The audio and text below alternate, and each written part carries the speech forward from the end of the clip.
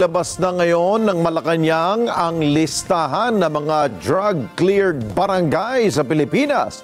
Pero, tama nga ba ang datos na ibinigay ng Presidential Communications Office o PCO? Report mula kay Eden Santos. At nandito po yung iba mga pangalan.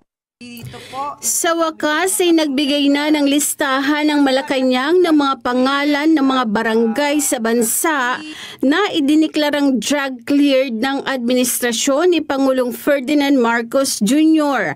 Sa press briefing sa Malacanang ay sinabi ni Presidential Communications Office Undersecretary Claire Castro na ngayon lang ibinigay ng Philippine Drug Enforcement Agency o PDEA ang nasabing listahan. So ibibigay ko na lamang sa inyong opisyal itong mga kopya. Nandito po yung sasabi yung mga barangay na nasasabi nating drug cleared, drug free.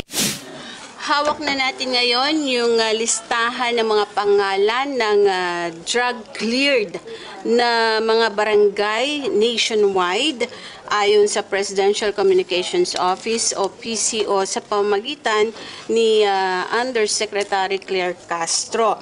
So tiningnan natin yung mga listahan. Walang nakalagay kung kailan nagsimula na na-cleared yung barangay sa illegal na droga. Nakalagay lamang ay as of June 2025. Mga bilang lamang po ng mga barangay yung nandito at wala yung mga pangalan ng mga barangay na ating ang naitanong dun sa previous briefing. Nung tingnan natin ay halos kalahati nito, kaya pala siya makapal. Habang pinapakita niya kanina sa briefing, kalahati po nitong mga to ay mga blankong papel. Sa July 3, 2025 press briefing ay ipinagmalaki ni Castro na nasa 4,027 barangays na ang cleared sa illegal na droga. Mula July 1, 2022 hanggang May 31, 2025, umabot na sa 4,027 barangays ang naideklarang cleared sa illegal drugs. Ito ay sa ilalim ng Barangay Drug Clearing Program.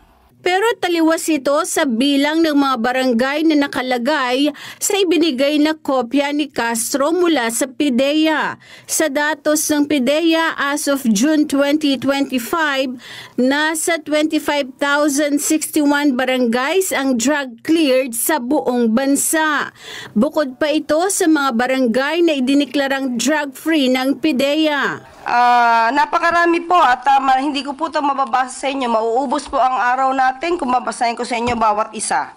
Ang tanong, saan kinuha ng PCO ang listahan ng 4,027 barangays na drug cleared?